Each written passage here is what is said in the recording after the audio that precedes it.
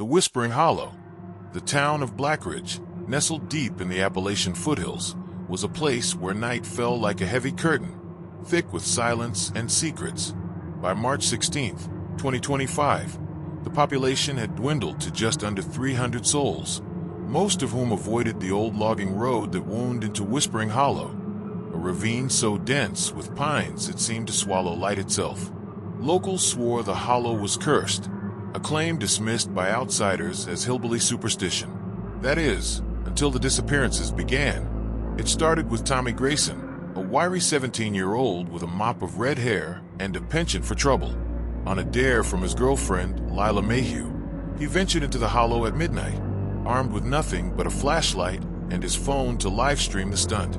Lila, a sharp-tongued brunette with a love for the macabre, watched the feed with their friends, Jasper Cole, a hulking football player, Ellie Vance, a quiet girl with a sketchbook full of nightmares, and Marcus Reed, the group's resident skeptic who scoffed at ghost stories. The stream cut out after 10 minutes. Tommy's last words panicked. "Something's moving out there." By morning, he was gone. No body, no trace. Just his phone, found at the hollow's edge, its battery drained and its screen cracked. Sheriff Clara Dutton, a no-nonsense woman in her late 40s, with gray streaks in her dark hair, led the first search party. She brought along Deputy Nate Carver, a nervous rookie with a habit of chewing his nails, and Old Man Pritchard, a grizzled hermit who claimed to know the hollow's secrets. Pritchard muttered about the Watchers, entities older than the trees, but Clara dismissed him as a drunk. The search turned up nothing but a strange, rhythmic scratching on the bark of a massive oak, like something, or someone, had clawed at it in desperation. Word spread fast. By nightfall, half the town was buzzing. Reverend Paul Hensley, a gaunt man with hollow eyes, preached that the hollow was God's punishment for their sins. His wife, Miriam, a jittery woman who chain-smoked behind the church, whispered to anyone who'd listened that she'd heard voices from the ravine, soft, insistent whispers calling her name. Meanwhile, Dr. Evelyn Hart, the town's only physician, examined Tommy's phone and found a single photo time-stamped after the stream died. A blurry shot of glowing eyes in the dark, too many to count. The second disappearance hit harder. Jasper and Lila, guilt-ridden and defiant, went into the hollow 2 nights later, determined to find Tommy. They took Marcus and Ellie along, plus Lila's cousin, Sadie Brewer, a fearless 19-year-old mechanic with a buzz cut and a crowbar she called Betsy. They left at dusk, promising to return by midnight. Only Sadie came back, staggering into town at 3 a.m., her face streaked with blood and dirt, babbling about shadows that moved like liquid and a sound like 1,000 voices whispering at once. She clutched a torn scrap of Jasper's jacket, but the others were gone. Clara called in reinforcements. State Trooper Daniel Ortiz arrived with his partner, Lena Kim, a wiry woman with a sharp gaze who'd seen her share of weird cases. They brought drones and thermal cameras, but the tech failed the moment it crossed into the hollow. Screens went black, batteries died. Daniel interviewed Sadie, who kept repeating, "They took them. The Watchers took them." Lena, more pragmatic, suspected a human culprit, maybe a hermit or a cult. But Pritchard, hovering nearby, shook his head. "Ain't no man down there," he rasped. "It's older than that." The town fractured. Some, like bar owner Hank Tillman, a burly man with a limp from an old war wound, demanded the hollow be burned to the ground. His wife, Rosie, a soft-spoken baker, begged him to stay out of it, terrified of losing him. Others, like teen siblings Mia and Leo Torres, who ran a conspiracy blog, saw it as their big break and snuck into the hollow with cameras. They didn't come back. Their mother, Carmen, a fiery widow, stormed the sheriff's office, accusing Clara of cowardice. By the 5th night, the whispers weren't just in the hollow, they were in Blackridge. Miriam Hensley woke screaming, clawing at her ears as the voices grew louder. Hank swore he heard his dead brother's voice outside the bar. Even Clara, sleeping fitfully at her desk, jolted awake to a faint "Help us!" from the shadows of her office. Dr. Hart, poring over Old Town records, found a pattern. Every 50 years, the hollow claimed lives, loggers in 1925, miners in 1975, and now this. The final stand came on the 7th night. Clara, Daniel, Lina, and Nate armed themselves and descended into the hollow with Sadie, who insisted she could find the others. Pritchard tagged along, muttering prayers to gods no one recognized. They found a clearing ringed with ancient stones, each carved with symbols that made their eyes ache.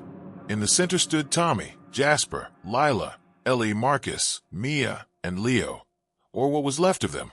Their bodies were upright, frozen mid-step, their faces twisted in terror, their eyes glowing faintly like the photo.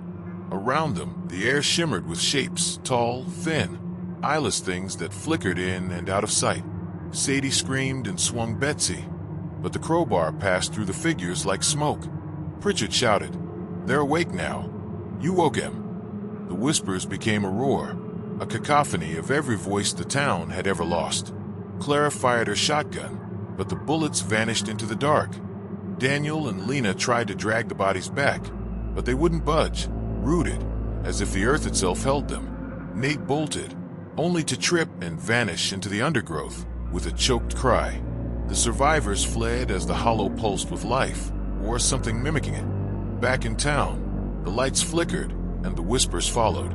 By dawn, Blackridge was silent. Clara, Daniel, Lina, Sadie, and Pritchard sat in the sheriff's office, staring at the horizon where the hollow loomed. The radio crackled with static. Then a voice, Tommy's, soft and pleading. "Come back. We're waiting." No one spoke. No one moved. Outside, the pines swayed, though there was no wind. The lantern tide, the coastal village of Dunmere, perched on the jagged cliffs of Oregon, was a place where the sea never slept. By March 16th, 2025, its population hovered at 400, a mix of fishermen, artists, and retirees drawn to the wild beauty of the Pacific Northwest. The village's pride was its lighthouse, a weathered tower that had stood for 150 years, guiding ships through the treacherous lantern tide, a stretch of water where currents twisted like living things. Locals avoided the tide after dark, whispering of lights that moved beneath the waves. They called it superstition. They were wrong. It began with Riley Voss, a 22-year-old fisherman with sun-bleached hair and a crooked grin. On a moonless night, he took his skiff out past the tide to check crab traps, ignoring the warnings of his grandmother, Agnes Voss, a stooped woman with eyes like sea glass who swore the ocean remembered. His sister, Tara, a wiry 19-year-old with a temper, watched from the dock with her boyfriend, Finn Calder, a lanky surfer who lived for adrenaline. Riley promised to be back by 1 a.m. At 12:47, Tara's phone buzzed with a text from him. Lights under the water, coming closer. Then nothing. By dawn, his skiff washed ashore, empty, its hull scratched with deep, uneven gouges. Harbor Master Jonah Pike, a barrel-chested man in his 50s, with a salt and pepper beard, organized a search. He recruited Deputy Isla Grant, a sharp-eyed woman new to Dunmere, and Pete Delaney, a grizzled diver who'd seen too many wrecks. They found no sign of Riley, but Pete surfaced with a story. He'd seen shapes in the depths, long, pale, and fast, circling just beyond his flashlight's beam. Jonah brushed it off as nitrogen narcosity, but Isla wasn't so sure. She noticed the lighthouse beam flickering that night, though its keeper, Ezra Holt, a reclusive widower with a limp, swore he'd kept it steady. The village buzzed with unease. Maggie Wren, a painter with wild curls and a studio full of stormy seascapes, claimed she'd seen lights dancing on the tide the night Riley vanished, too bright, too alive to be reflections. Her husband, Cal, a soft-spoken carpenter, urged her to stop talking about it, afraid she'd stir panic. Meanwhile, teenage twins Luca and Nora Kane, who ran a ghost-hunting YouTube channel, set up cameras on the cliffs, eager to catch proof of the lantern ghosts their subscribers begged for. Their footage showed nothing but static until the next night. That's when Finn and Tara went missing. Finn, restless and guilt-ridden, convinced Tara to take his kayak out to the tide, armed with a GoPro and a flare gun. Their friends Jade Liu, a sarcastic barista with a sleeve of tattoos, and Samir Patel, a med student home for spring break, watched from shore with binoculars. The kayak's light bobbed for an hour, then winked out. Jade swore she heard a low, keening wail over the waves. Samir called at the wind, but his hand shook as he dialed Isla. By morning, the kayak drifted back, its bottom shredded, the GoPro gone. Jonah called in the Coast Guard, bringing Lieutenant Riley Voss, no relation to Riley, a stern woman with a scar across her cheek, and her ensign, Corey Nash, a jittery kid fresh out of training. Their cutter swept the tide, but the sonar glitched, showing impossible depths and shapes that darted too fast to track. Marin interviewed Agnes, who murmured about the drowned ones, waking every century to claim what the sea couldn't keep. Ezra, overhearing, limped forward with a yellowed logbook from 1875. Every 100 years, the lighthouse logged sightings of lights and losses. 1875, 1975, and now. The third night, the lights came closer. Luca and Nora's cameras caught them, pale orbs pulsing beneath the tide, rising toward the cliffs. The twins ran to tell their mom, Dina Kane, a widow who taught at the school, but she was already frantic. Her bedroom window faced the sea, and she'd woken to wet handprints on the glass, though her house sat 50 feet above the waterline. Maggie painted what she saw. Figures with two long limbs, their mouths open in silent screams, glowing faintly as they breached the surface. Kelp burned the canvas, begging her to stop. Panic took root. Fisherman Vic Russo, a burly man with a missing finger from a past haul, rallied a posse, his brother Tony, a mechanic with a temper, and their cousin Lena Russo, a wiry woman who chain-smoked, to patrol the shore with shotguns. They fired at the lights, but the pellets sank uselessly into the waves. Jade and Samir joined Dina to board up windows, while Jonah and Isla confronted Ezra, who admitted the lighthouse wasn't just a guide. It was a seal, built to keep something down. Its flickering meant the seal was breaking. On the fifth night, the tide surged inland. Water flooded Dunmere streets, black and cold, carrying the lights with it. Vic's posse vanished mid-patrol, their guns found floating in the shallows. Luca and Nora hid in the school with Dina, Jade, and Samir, but the lights pressed against the windows, and the keening became voices, Riley's, Finn's, Tara's, begging to be let in. Marin and Corey's cutter was swarmed. Corey fell overboard, screaming as pale hands pulled him under, while Marin radioed for backup that wouldn't come in time. Isla, Jonah, and Ezra made a last stand at the lighthouse. Ezra revealed a hidden chamber beneath the tower, its walls etched with runes older than the town. He lit a fire in an iron basin, chanting words he'd found in the logbook, claiming it would renew the seal. The lights battered the tower, glass shattering, water seeping through cracks. Jonah fell, dragged out by skeletal hands that left no marks. Isla fired her pistol until it clicked empty, then helped Ezra finish the ritual. The fire flared green, the keening stopped, and the tide receded, taking the lights with it. By dawn, Dunmere was half empty. Agnes sat on her porch, staring at the sea. Maggie painted in silence, her hands trembling. Luca and Nora uploaded their footage, though no one believed it. Isla and Marin stood at the cliff's edge, watching the lighthouse beam cut through the mist. Steady now. But for how long? The logbook's last page, found clutched in Ezra's cold hand, bore a single line. They wait. They always wait. The Bone Choir. In the sprawling plains of Nebraska, the town of Harrow's end was a speck of life amid endless fields of corn and dust. By March 16, 2025, its 350 residents clung to a fading way of life, their days marked by the hum of combines and the tolling of the church bell. Beyond the town lay the Old Marrow, a desolate stretch of cracked earth and skeletal trees, avoided by all but the desperate. Folks said the ground there sang at night, a low, mournful sound no one could explain. They called it the wind. They were wrong. It started with Casey Dunn, a lanky 18-year-old farmhand with a chipped tooth and a restless streak, on a dare from his older brother, Wade, a cocky mechanic with grease-stained hands. Casey rode his dirt bike into the Old Marrow after sundown, armed with a headlamp and a cheap recorder to capture the singing. Their sister, Beth, a soft-spoken 16-year-old who loved old folk tales, begged him not to go, citing stories their grandpa, Otis Dunn, had told, tales of a choir that lured people into the earth. Casey laughed it off. His recorder picked up 10 minutes of wind, then a faint harmonic hum, until it cut to static with his last words. "It's coming up." By morning, his bike was found upright in the Marrow, engine still warm, but Casey was gone. Sheriff Roy Tanner, a weathered man in his 60s, with a limp from a long-ago tractor accident, led the search.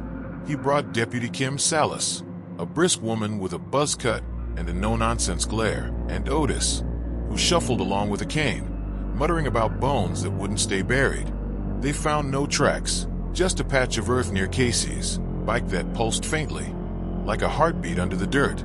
Roy chalked it up to exhaustion, but Kim snapped a photo of strange, spiraling cracks radiating from the spot. The town stirred. Pastor Eli Morrow, a gaunt man with a voice like thunder, preached that the Marrow was the devil's doorstep. His daughter, Hannah, a shy 20-year-old with a knack for piano, admitted she'd heard the singing too. Soft, beautiful, and wrong, drifting through her window at night.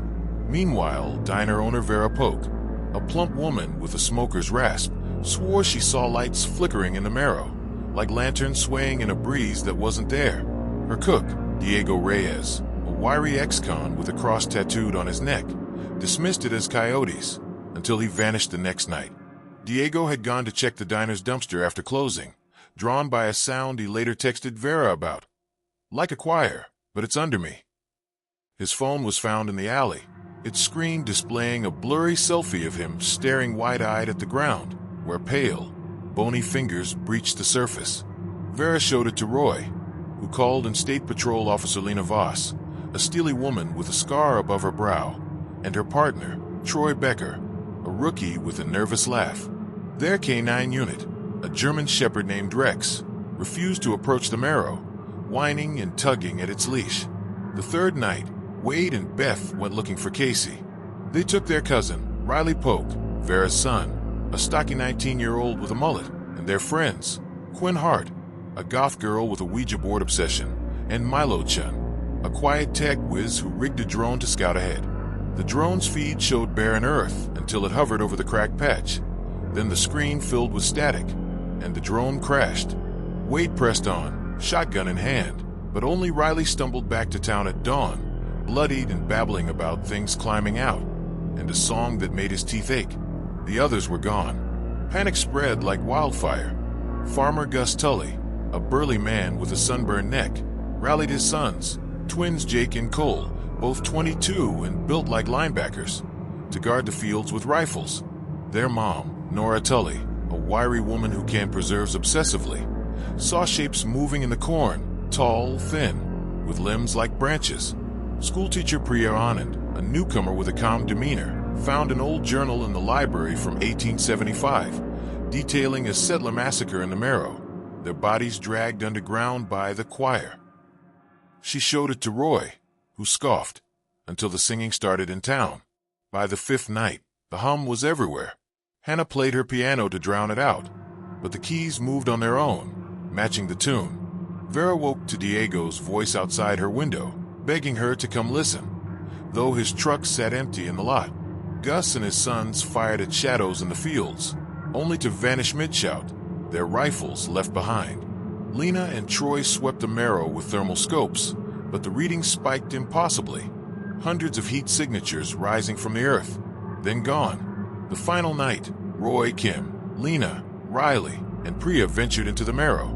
Otis insisted on coming, clutching a rusted cross he swore would quiet them. They found the cracked patch now a gaping sinkhole, ringed with bones, human, animal, and possibly old, vibrating with a song that clawed at their minds. Below, in the dark, stood Casey, Wade, Beth, Diego, Quinn, Milo, Gus, Jake, and Cole, their bodies swaying, their mouths open in perfect harmony, their eyes white as chalk. Around them rose figures of bone and dirt, stitching themselves together from the soil. Riley screamed and ran, but Kim fired her taser, hitting nothing but air. Lena's scope shattered in her hands, and Troy bolted, only to trip into the hole. His cries cut short as the earth swallowed him. Priya read from the journal, a settler's prayer to seal the choir, while Otis thrust his cross into the dirt. The singing faltered, the figures froze, and the hole began to close. Roy dragged Priya back as Kim fired her last rounds, shouting for the others to follow. They didn't. The ground sealed with a groan, leaving silence. At dawn, Harrow's end was still. Riley sat catatonic in the diner, Vera weeping beside him. Hannah's piano played faintly, though no one touched it. Lena and Kim stood at the Marrow's edge, watching the earth, smooth now, but trembling faintly. Priya burned the journal, but its last words stuck with her. They sing until they're free.